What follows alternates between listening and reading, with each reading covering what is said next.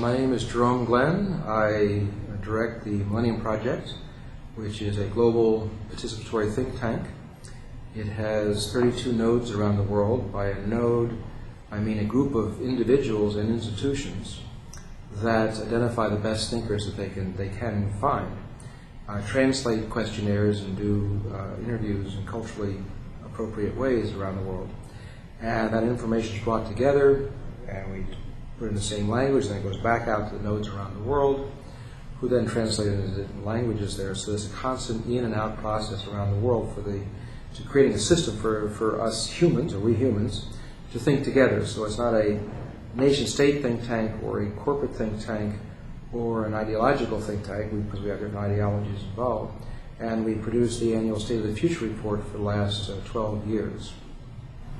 I'd preface this by saying that one of the common agreements that most people look at the future have is an important factor is what's referred to as Moore's Law. As you know, the price of computer gets cut in half in about a year and a half, and the capacity doubles in about a year and a half or so. That law, quote unquote, seems to be continuing. If it does, then it's reasonable to say that the processing power of a computer that an individual will have access to will be the equivalent of processing power of the human brain. So each of us would have a partner, a mental capacity clone, so to speak. If that trend continues, which it may not, but if it does, 25 years after that, or close to your 2058 time, you would have all human beings on the earth, at that point maybe about 9 billion or so people, having the computer processing power of 9 billion people. So let me explain this carefully. Imagine each individual person on the earth having the mental processing power of the entire human species of the earth by 2050. That is hard for us to understand what that really means. Some of the things it would mean is that we would be able to intersect as a species with all the built environment. Where I leave off and you begin, or where this camera begins and where I end, may not be clear. For example, I might have charged couple devices on my lens in 2050. It'll probably be far better than that because you can do charge couple devices today a little bit. But what you can't do today is have voice activation multi-virtual realities on that charge-activated screen. So I could be living in many worlds at the same time. I will be able to port from one virtual reality to another virtual reality, because right now you don't do that. You play this game or you play that game. Your avatar doesn't go through the games, although in Korea I just talked to some people last year, and we're going to talk about how to get that protocol so you can go around. So imagine the idea of 2058 or so. The people will be looking back today to maybe this video and saying, isn't it amazing? People actually believe they could live in one reality at a time? My God, what's with these people? I mean, it's like, well, you're going to be in a car or you're going to have a telephone. Well, that is no problem. You're in a car with a portable telephone. So imagine that each individual has the ability to be acting in many virtual realities at the same time. And when I say virtual realities, I don't mean what we're talking about in Second Life today, because we're talking 50 years down the road, right? Today, virtual realities have what are called pixels. Pixel is the smallest amount of visual information. A voxel is the smallest amount of three-dimensional information. Voxels are expensive. That's why we don't have them. They've been around 15, 20 years, but they're very expensive. So imagine a voxel magnified up. Here's the smallest amount of three-dimensional visual information. As you turn it this way, it changes from red to green to blue and so forth. So you can program that. Then imagine you can do it this way, the amount of reflectivity or non-reflectivity. And this way, the most amount of opaque or reflectivity, back and forth. So you have three variables on each piece of the smallest visual information. Put that into a virtual reality environment, and that environment will seem more real and more exciting than the reality that you've grown up in. That will be unique. We will spend the vast majority of our time, not only in cyberspace, but in multi-cyberspaces, multi-worlds simultaneously. We will be extremely complex human beings. We will have many identities in many different worlds. And we will be able to make a living out of the coherence, if we're healthy, the coherence of our behavior in these multi-worlds. So let's say you have 10 things you'd like to do in this world. You say, but I can only get a job in one place and be one way. Well, imagine yourself as not looking for a job, but looking for a market. Let's say you have 10 skills or 10 things you're curious in. How many people in the world are interested in that? In the whole world, maybe 10 people, 20 people, I don't know. Take the second one, maybe 10 people, 20 people. If there's enough people or organizations or systems in the world that are interested in different parts of you, then you can be healthy. You can be all those things. Let's say you want to teach people how to juggle half a hour each day. You like to do that. It's good for balancing your brain and keeps you healthy, and you're earning an income from doing that. Let's say you like to teach people how to throw boomerangs. Okay, so you can go out in the field, you get some exercise, and so forth. You're outside throwing a boomerang. Let's say you also like to edit papers in scientific journals. Well, but you don't want to do that all day long because that's sort of boring. So you want to do that for a period of time. So let's say that you have a multi-way of being, which is actually maybe healthier than the idea of just being a rice farmer. So we did not have a choice in the past of making a living through all of our manifestations. With processing power at your disposal of 9 billion brains in 2050, you will be able to do things way beyond anything I'm talking about right now. So step number 1, you can assume that the future will be more complex than what I'm talking about now. 2, you can assume, I think, a merger of human consciousness and technology. Because if you're in those multi-virtual realities that I mentioned before with the charged couple devices in your mind, which has to be writing back into the visual cortex, that you can see, you do voice commands and you talk back and forth. You are, in a sense, telepresence in different locations in different ways. So where do I begin and where do I leave off? It's not quite clear. Also, people will be interacting with me in a variety of ways. So while if this is later in the future, if I'm talking to you, I might have another device over here, and I may be keyword saying things that you don't know that I'm saying the words to. It might be pencil, or it might be pen, it might be bringing up different virtual realities. So I can be going back and forth with different virtual realities out here and different ones over here while I'm talking to you at the same time. That seems far out to people today. It will seem normal in the future. And here's some evidence. I was an experimenter for the National Science Foundation, along with some other futurists back in the late 70s, I think it was, mid to late 70s. We had something where you put in a command. Let's say I'm writing, we had lines each time. We would type something in. I could hit the return key, and I put in a question mark, hit enter, and it would come a little paragraph explaining where I am in the program. I hit 2 paragraphs, comes up everything the computer's got about that. Hit 3 paragraphs, and what is going on here prints out on the Center of Computers staff sitting in front of there at the New Jersey Institute of Technology at that time, and he would come back very quickly, well, this is what's going on. I could put in 3 question marks and an account number, and then put in a sentence and hit, and can go to somebody else. I could then also put plus, link, and 2 or 3 numbers with commas, and whatever I typed in went to those 3 people automatically. While I'm doing that, I can also do 3 question marks with no numbers, goes back to central command, so to speak. I can also put 3 question marks and an account number and a comma, and that you go out, and I can go back to the plus link, you get the idea. So you have many different inputs, outputs in what we now call hot chatting, live chatting, all this sort of, instant messaging stuff. But what I could do with those is I could also do get this line of this database to that line and send message text to different parts of databases. You can't even do that easily today.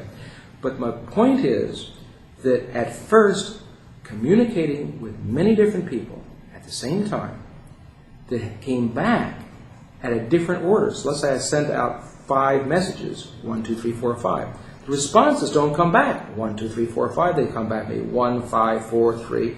So at first, this is confusing. But that after a period of time, I felt relaxed. It was like intellectual free-form jazz, so to speak. It became normal to be having multi-conversations. If you take some of those old cars, you drove them very fast, they start to rattle after a while. You drive them faster, it smooths out, doesn't it? Not supposed to do this against the law, but and you drove fast again, it's going to get. So there's a point where things sort of hit a nice equilibrium point. And it's the same thing with complexity and the mind's response. We've not really been challenged much. So if you go to a party, sometimes you can listen to a conversation here and a conversation there. Try it out. See if you can listen to 3 instead of 2. And if you can do 3 conversations, can you listen to 4 at the same time? And you'd be surprised how much your brain can do. People make the comment that we only use 10% of the brain. Do you know what 100% of the brain is? Well, if you don't know what 100% of the brain is, then you don't know what 10% is either. Neurons are far more complex than we originally thought. The neurons have hairs, and those hairs have hairs, and those hairs have hairs, and those hairs have hairs, and the only limit so far is the equipment looking at the neuron. Those hairs change length, diameter, and direction on a moment-by-moment basis, which means the complexity of our brain is way beyond any sort of calculation you could normally do. Secondly, turning out that we can re-stimulate the brain to grow new neurons, neuropoiesis. We're learning a great deal. Do a Google search on cognitive science, another Google search on increasing intelligence. And you take a look that our brain capacity is way beyond what we really thought it was before. So the idea of living in many worlds simultaneously might be natural and normal for us in the future. And the idea of being a human unity, of humans interconnected, is the old philosophical, religious idea of we're being one big happy family. Well, that's the trend. We're miniaturizing technology, putting it on our bodies and in our bodies, and we're offloading artificial intelligence and consciousness in our physical environment, and the two will merge into a conscious technology civilization. Now, some people will go, trouble with this idea is it's like the Borgs, science fiction. You know, they're all this big group mind. No! Remember, whatever you look at in the future, most likely will be more complex than you think. So the complexity will be so high is not that we all do groupthink, is that we become more individual than we are even today. Because right now you have so many choices. What I'm talking about is a far more choiceful way of living, so that you actually can develop who you are far more than you ever thought you could before, because you get reinforced. It's a normal sort of psychology thing. If you try to do something and no one wants to do it, you don't get positively reinforced. Well, you live in a local area that's not accessing all the people of the world. Not all the time, but potentially all the people in the world, who also, remember, have the processing power of all the people in the world. That means that your ability to continue to grow and be different and grow and you stimulate your brain into all kinds of different ways will be increasingly very, very unique. One of the dangers is solipsism. Solipsism is the belief that you create reality yourself. And by finding your own markets around the world and developing yourself and finding new markets for yourself and new activities, you start to maybe think that you are the center of the universe. That's a little dangerous. Hopefully there'll be enough interaction and surprise systems coming in and prompting systems that'll hopefully prevent that. But that is one danger, is that people will think they're the center of the universe. One nice thing about it is that if you're so busy with your world and so interested, you may not be interested in necessarily taking over somebody else's world. But consciousness hacking, brain hacking is an issue to be dealt with. Identifying taking over other people's identities, because if you're boring and you don't want to be boring, you may want to take over the identity of somebody who's not boring to attract more interesting people. This is beginning as we speak, unfortunately. So, how do we make such a conscious technology future better from the point of view of the present tense? Because if this is a possible future, because one can project out humans are becoming more interconnected with technology and the environment is becoming more conscious, it's not big, heavy surprise to say that they could become more interrelated. So how do we make such a world better rather than worse? Because you could have a lot of brain hacking, consciousness hacking, exploitations, information warfare is a big issue in this situation. How do we make it better? In my humble opinion, one is, and one of the things we can do today to begin on, is the masters of consciousness we throughout the world have called mystics. Now when I say mystics, I'm not talking about mysticism or any ideologies of that sort of stuff. I'm talking about the mystic, the person who has the experience of the universe being divinely interconnected as a whole thing. So if the human species is going to have this experience being interconnected and so forth, it will be useful to hang out with a few mystics. Not the ideologue mystics. I'm not talking about the ones that calcify the experience into a whole bunch of rules and then kill each other over them. I'm talking about the idea of the general mystic, people who see the interconnectedness of the spiritual quality of humanity and are not particularly hung up on a lot of ideological questions with it. And then the other side of the house is the technocrats. Technocrats I define as somebody who wants to solve a problem by making a technique, a rule, a device, some piece or some rule, some physical thing. The mystic, on the other hand, tends to have the first response to a problem, to share consciousness. So take the example of a baby. The little baby has a problem. The mystic response is to love the child. The technocrat response is to clean up the problem or get rid of the cut and put the Band-Aid on. The conscious technology response is love the child while you put the Band-Aid on together. They don't have to be contradictory. How often do you find yourself in a conversation with someone says, oh, we have to educate the people, we got to raise the consciousness and all that sort of stuff. So, no. We have to make new laws, we have to make new technologies and so forth. No. We have to, you got to do both of them. So one of the things I would suggest as a long-range strategy to make the conscious technology future better is to begin to have conversations between the technocrat and the mystic. And I think that the conversation, you can even role play this yourself. You can sit at home and put an empty chair somewhere and say, I'm going to pretend to be one, the mystic or the technocrat, and then imagine talking to the other one. And then stand up, walk over there, sit down, and then reverse roles so that you're the technocrat next, talking to the mystic. And then you switch roles going back and forth. So you have a little internal dialogue. Because we are all part technocrat and we're all part mystic. But we tend to be more of one than the other. And societies and certain cultures tend to be more than one than the other.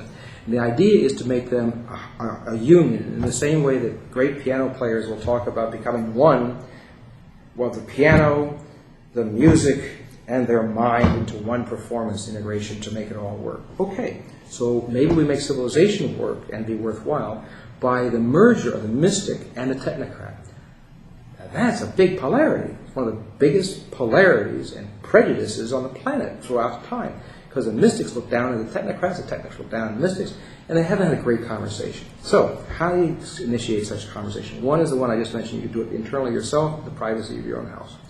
The other is, it seems to me that the mystic and those fans of the mystic, which can be sometimes more the problem, the fans of the mystic have got to give up the idea that they know the truth of the universe. When you had a little village that didn't talk to another village, you could think you had the truth. But when each village starts to hook up, it's pretty hard to have the same truth if you're saying different things.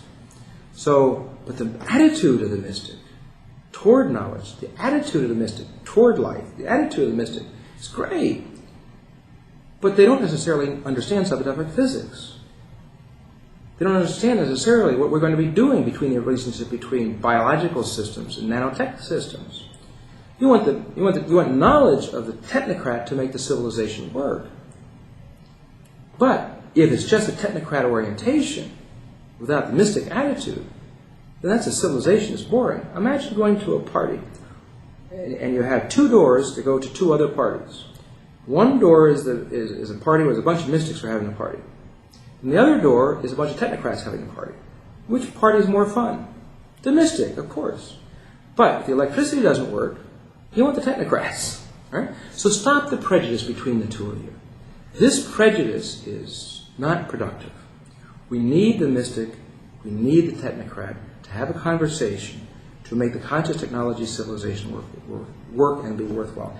That can be your assignment for the present tense, because there's a lot of stuff I'm talking about is going to take a lot of years to happen. And if consciousness, mystic types, are more involved in the design of technology and how it works to enhance consciousness, then with an enhanced consciousness we can design better technology. And with technology that is enhanced our consciousness, we make better choices, and the cycle continues and goes on. So that would be my long-term strategy to make this conscious technology thing in the next 50 years work. Well, in 50 years, I'm hoping that we will have some of us off the planet. Japan has already made the agreement within their country to declare solar satellites as a national objective. My guess is, as Japan makes progress on making solar satellites, for those who don't know, you have a bunch of panels, 22,300 miles geosynchronous orbit going around the Earth. They're far enough out that they're getting sunlight all the time. And you have to worry about the clouds at nighttime. The clouds in daytime, for that matter. So it's about a 1 to 10 ratio on the amount of energy that you get per square inch. This stuff then you can bring down to Earth, different locations. You receive it at different locations around the Earth, and that feeds into the electric grids, which means that you can have essentially infinite electricity without greenhouse gases and without nuclear waste problems. As you can guess, there's a lot of people who are in favor of this, i.e. the entire energy industry is not into it. And NASA hasn't been in favor of it because they learned from the U.S. Congress that they can only have one big project at a time. And the big project right now is a space station. So until the space station is finished, they don't want to talk about the next big deal. They'll figure they got their budget cut. To make a long story short, though, Japan has agreed that they're going to be the first. As they make progress, I think the Americans will say, we're going to do this too. The European Union has done some very good research, by the way, on solar power satellites, and I suspect that they will come in as well. I think this is a logical choice for humanity to make, because it just addresses a whole lot of things, aside from the environmental, and by solving environmental problems and giving economic growth at the same time. It also starts to get us out. It gives the economic base for space migration. Before, there wasn't an economic base. Usually when people migrate from one place to another, they're going to a place where there's more opportunity, better resources, better food, better something. Well, orbital space, you can't breathe out there too easily. So there has to be something to bring you out there, and energy looks like it's the one. So if Japan does continue and other countries join in, along with Japan, China and India, the United States, and the European Union and others, then we eventually end up with a sort of INSOLSAT, International Solar Satellite Consortium, just like we have Intelsat for telecommunications around the world. We just do this for energy the same way.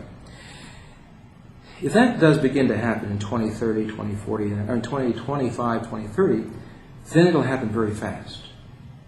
The reason it happens very fast is you make mechanical spiders that can take these nearby asteroids, and these are the little tiny things that burn up all the time when they hit the Earth. And you use this material for the nanotech process to make the solar satellite material, or anything else that you need to make. As a result, very quickly we'll be able to supply a lot of electricity in the world, as well as the energy resources to start to lead the solar system. So one of the mistakes people do in futures work sometimes is they'll say, okay, here is a year, and then 50 years out, okay, how much change will that be? Well, we look back 50 years, see how much change was there. So there should be about maybe that much change. No, it goes back to Moore's law. The processing power doubles in a year and a half or so. The price comes down in a year and a half or so, which means that increasingly everything that's attached to a computer, which is everything from this recording to wherever you're sitting in your room there somewhere, accelerates. We accelerate the acceleration and accelerate the acceleration. And the interconnectivity, because of the software and the embedded chips and all of these sort of things, that the conscious technology means that you can make large-scale system changes quickly. Hence, a 20-year space program from 2020 to 2040 or from 2030 to 2050 would be very fast potential migration compared to the normal linear kind of space programs we've thought about in the past. So, one of the things that you might also be a surprise out there, aside from the conscious technology and that stuff, may very well be some people living off the planet. And as we do that, we start to also look back, just as any people who migrate from New Zealand looking back to Europe. I mean, a lot of these migratory groups have new thoughts and new ideas. The astronauts who have left the planet in orbit and look back at the Earth, whether they're cosmonauts or ones from Japan, China, United States, they all talk about what they call this breakaway phenomenon. It's the idea that you start to love the humanity as a whole. It's hard to love humanity as a whole when it's broken up into little TV screens or movie screens or radio things or books. They're all fractalized up. But when you look at, with your own eye, look at the Earth as a whole, it's hard not to sort of love the own, Mother, Father, Earth. So as we break away from humanity's birthplace, we may be a little bit more human, a little more consciously evolved. I mean, how many astronauts have become sort of self-centered, stingy? They tend to be more global, pleasant, and that sort of stuff. In the early days of the NASA program, if somebody started to talk about this, they would be afraid that the medical surgeon would say, guy's a little crazy.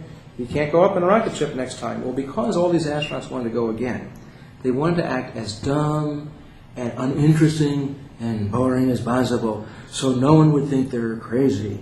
Because if they started to talk about expanding consciousness and all of that sort of stuff, they might get grounded. There's an article in the Air Force Medical Digest by Stan Rosen. You can do a check on this. I think it was called Minds in Space. It's one of the first analysis of this phenomenon. It's been forgotten a bit, but I think that leaving the planet will not only be an advantage economically and culturally and all that sort of stuff, and maybe for making more peaceful civilization, it may also be natural. Take a look at the idea of how we grow as a human being. We have this little zygote getting in the uterus.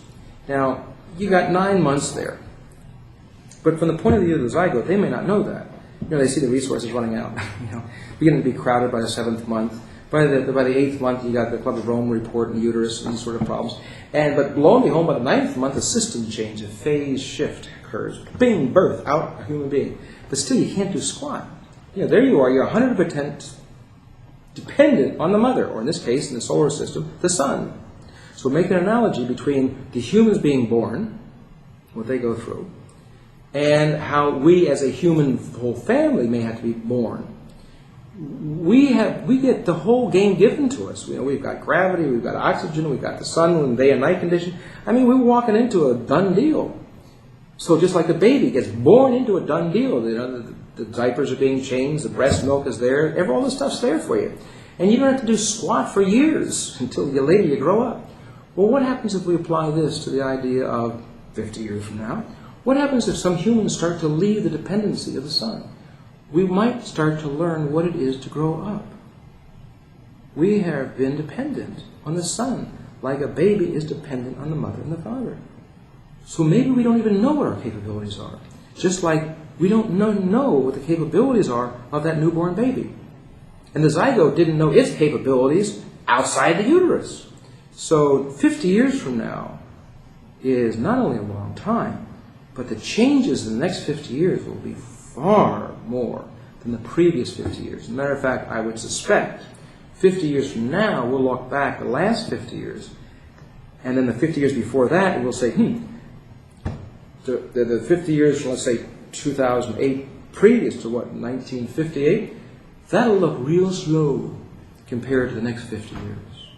So, keep your imagination going, get those mystics and technocrats talking, and imagine how any technology can be more conscious, and how you can be more integrated with technology, and you'll probably be more likely to be successful. Well, I've never been to New Zealand. So, well, I hope you can, sir. So I don't know. So I would have to speak in general terms. But clearly, intergovernmental global systems like the European Union and the OAS and the African Union and these different regional organizations are increasing, not decreasing. Clearly, people are self-organizing in cyberspace with new kinds of identity. So yes, they may be from New Zealand, but the person you're dealing with may be from Zambia, and that person may be from Paris. And we may start to create a sort of a new nation culture where people are identifying not only with their biological family, and not only with their geographic family, they may also be identifying with their choice family, which can be non-geographic. And you have many people that identify just with their family, and some people are very patriotic to their own thing. But we may have new forms of identity, what we identify with. So developing New Zealand as New Zealand, okay. What about developing New Zealand as an idea, or New Zealand as a set of cultures, or New Zealand as an aesthetic experience, or New Zealand as an idea? What would that be in cyberspace, in virtual realities and so forth? You can also set up experiments, alternative New Zealands. Here's cyberspace 1, cyberspace 2, cyberspace 3. People do little experiments, how we want New Zealand to be in the future. Oh, let's do a trial run over here, another New Zealand second life, New Zealand third life, New Zealand fourth life. And let people play around with that, and maybe you can invent it. I'm just not knowledgeable enough to tell you about the future of New Zealand, because telling you to do something with sheep in the future, I don't know enough to tell you what to do with the sheep. It's what, 2008 now. The estimate is somewhere around 2.5 or so billion people will be added to the planet between now and 2058 or so. Because the means of production have been redistributed, or is being redistributed as we speak through internet, and when I say that means of production, you can create your business in one day. You can say you're a witch doctor from New Zealand, and somebody says, that's bizarre, I never heard of a witch doctor from New Zealand, see what this is. It's, consultancy, $10, put your Visa account in here, and we will give you witchcraft advice from New Zealand, or something like that. Okay, so people will be able to make a living in many different ways through internet or its future internet versions. And hence, it is reasonable to talk about a lot of people being employed, not only in agriculture, industrial, and information society, but completely new ways. People may want to have an experience in New Zealand and want to have a guide walking around the woods there, or walking around the field, the open spaces, with some telecommunications devices, and have a partnership and so forth. So you could be a teleguide, teletourist guide for people all around the world and have an income. Anyway, there'll be many ways to make incomes in the future that haven't been thought of yet.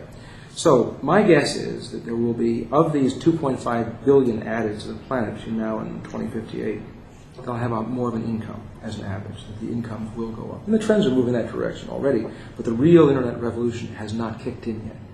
Hasn't kicked in. What I mean by that is revolution, the old revolution, solar earth business, is people believe the sun was here, the earth revolves around it, right? The revolution was reversed. The orbit becomes a center point and then revolve this way. The old idea was the person was here and the market was here and everybody revolves around the market. Well, the internet revolution is the person is here and the whole world revolves around you. But it only revolves around you if you know it, if you know how to act on it. People do not know how to make a living on the internet. I do. The Millennium Project was an invention. There was no request for proposal. No one said to do it. Myself and Ted, what we invented, and we created all these nodes. It's a pure invention. Right? Ted and I like doing future stuff. We like dealing with different cultures, different ideas. So we're making a living out of being what we want to be. Right? So we're an example of how many people can make a living in many different ways. This think tank is just one of them. So these, I'm getting to food. Stay with me here. Of these 2.5 billion people added, my guess is the average wealth of the world will be a lot higher than people are willing to believe today. As income goes up, meat consumption goes up per capita. Now, because you got a lot more per capitas and you got a lot more rich per capita, that means the meat demand is going to be extraordinary. We already have falling water tables even in New Zealand. We have falling water tables all around the world.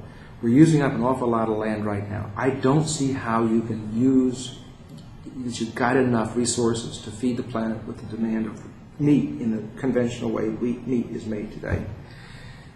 Otherwise, the price of meat just goes way beyond Kobe beef today. It will be higher. So what's an alternative? And this doesn't mean that you give up your animal industry in New Zealand. It just means we're going to grow in new areas. And one way you can do it is you can take a sheep. When it's born, you got the umbilical cord. Take the blood from the umbilical cord. In there is tons of stem cells, embryonic stem cells. Take those embryonic stem cells, stimulate those in a medium, and then grow meat. Because what we're eating, well, at least in some cultures, we're not eating the eyeballs, we're not eating the bones and so forth. We're eating the meat. So you want a hamburger, produce a hamburger. Don't produce a cow. A cow takes a long time to grow up. It takes a lot of money, a lot of resources, a lot of fertilizer, a lot of land. It's a big deal to get that hamburger up. And pollution and all the rest of the problems. So why don't you cut all that out, go right from the stem cell, and make the meat? It also has the advantage that you don't have to ship stuff all around the world. Now, this doesn't mean that we're going to have no more meat from animals. Maybe, but I don't think so. Just like artificial diamonds. We have artificial diamonds today, but people really want the original as well. So there'll still be a market for meat, but I think that the large growth that's going to be needed will be coming out of stem cells. Now, you could also start to create different flavors and different lines of meat production, because then you can take the culture, just like you do with yogurt. You start with the culture, and you move it around. You can start the same thing with the stem cells with production systems. So you could decentralize animal production worldwide.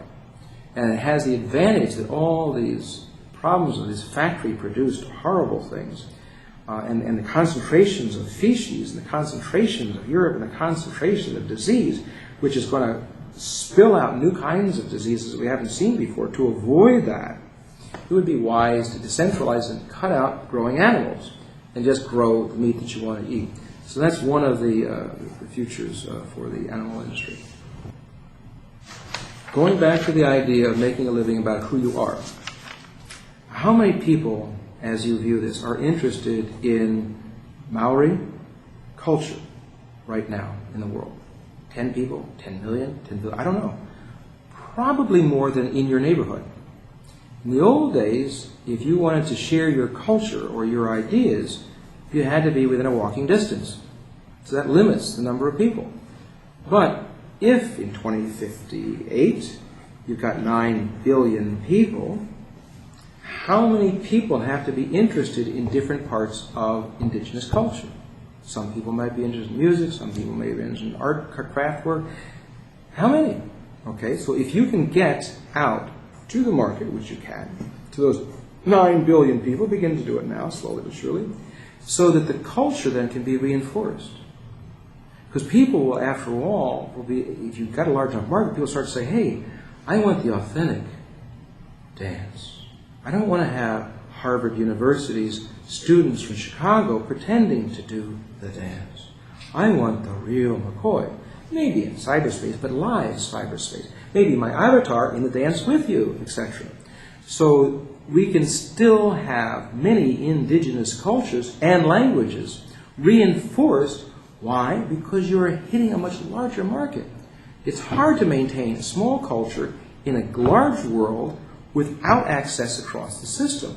If you're just able to get the income and support from a small number of people, the dominant society wipes you out. So, if you cut across the dominant society, dominant culture, and reach out to the entire world, and again, 2050, 2058, your processing power as an individual is the equivalent of all the human brains on the earth. Well, if you can't figure out how you can get the right people at the right time with the cultural expressions that you're interested in, that then reinforces those cultures, well, you can fill in the blanks. So, if different indigenous cultures in the world want to survive, that is a plan that sounds to me like it should work. The other plans I'm hearing about, doing lectures and giving speeches, is sort of nice, but I don't see it having the economic base to survive. And I don't think everything's got to be economics, but economics is part of it. All professions have their rule of thumb. One of the rule of thumbs in futures research is whatever you look at, it's going to turn out more complex than you think. So imagine institutional structures being more complex than you think in the future. One of the institutional structures we're working with at the moment in the Millennium Project is what we call a trans-institution. Now, trans-institution is an idea. The Millennium Project is organized as a trans-institution, but there's no legal status, at least as this recording is being made, for trans-institutions. I hope if anybody looks at this in 2058, you'll tell me, well, of course we got trans-institutions, it's the most successful economic model in history. Okay, right now you have non-profit law, you have profit law, and you have government to a large degree. And then you've got intergovernmental sort of things. Imagine that you create, say for AIDS or for poverty reduction or intelligence increase, doesn't matter, a trans-institution. What would it be? Let's call it intelligence increase organization. You want to make a thing to improve the brain functioning of all the people in New Zealand. Okay, so who knows the most, and who's the most interested in brain functioning in the university world in New Zealand? Who knows the most, or who's the most interested in corporations in brain functioning, human resources development, that sort of stuff? And who in the government? And who in international organizations? And who in NGOs? So imagine you create a little group of 10 to 20 people that have a couple from each of these institutions, so that the governing body of the organization comes from each of these institutional categories: government, business, NGOs, universities, and international organizations. When I say international organizations, I don't mean international non-government organizations. I mean international organizations like UN systems or World Trade Organization systems, any sort of international systems like that. So imagine your club is composed of at least one or two from each of these categories. Then imagine that you get your income or your sales go to each of these categories as well. Then imagine the people who do the work come from these different categories as well. This would be a trans institution. This is how the Millennium Project is organized. We have a little bit from all those different categories like that.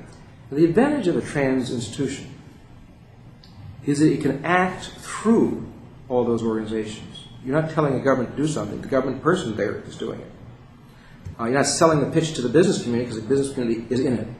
So the trans institution has to consider what's good for all these systems together and what their different roles are. You don't ask the heart to be a brain. You don't ask the brain to be a heart. You don't ask the business to be a nonprofit. You don't ask the nonprofit to be a government. All right? Let them have their own roles. But their interest and their influence into the overall strategies that get created to increase intelligence, for example, because a business community can make a business out of it.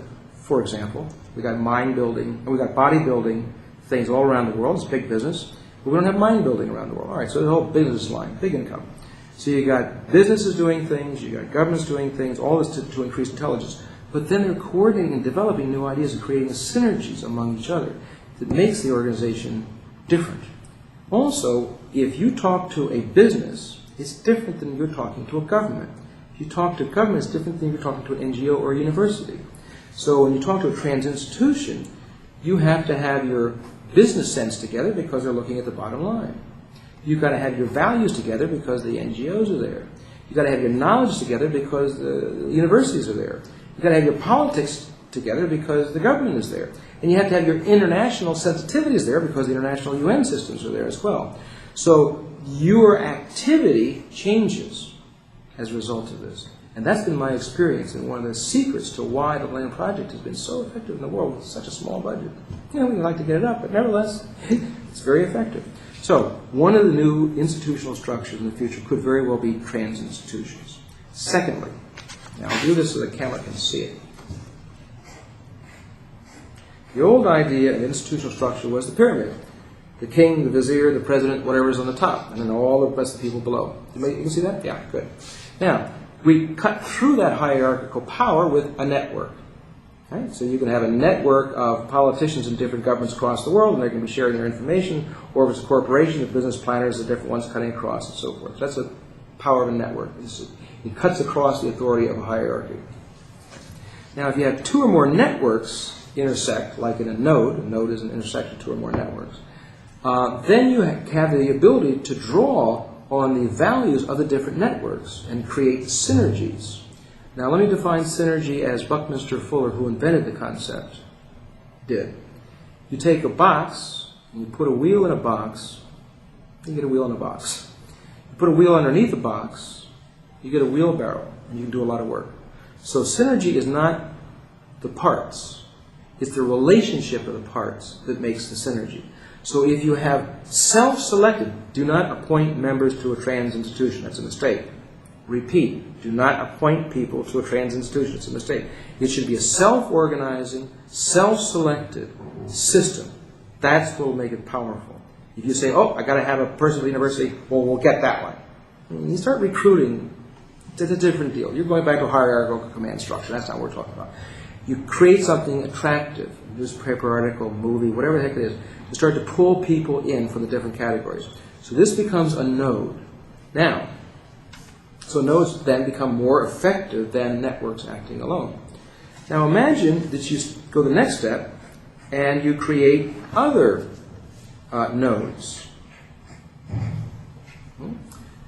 You can then start to have the nodes interact with each other. At this, we could have, let's say, one of these could be for increasing intelligence. Another one of these could be for beating AIDS or whatever the issue is. Another one could be for reducing poverty. So what's the synergy among these things? Cutting across a lot of systems, a lot of synergies. Now, imagine the next step. So these become what I would call fields of play. They'll be called something else later on when somebody from Harvard writes the article up. In the meantime, we'll call it fields of play. So then imagine there are other fields of play. And then you start to hook up fields of play. At this point, you're in the complexities of organizational structures that will make no sense to people today. But anybody looking at this in 2050 will be chuckling and say, what a primitive, simple way of explaining it.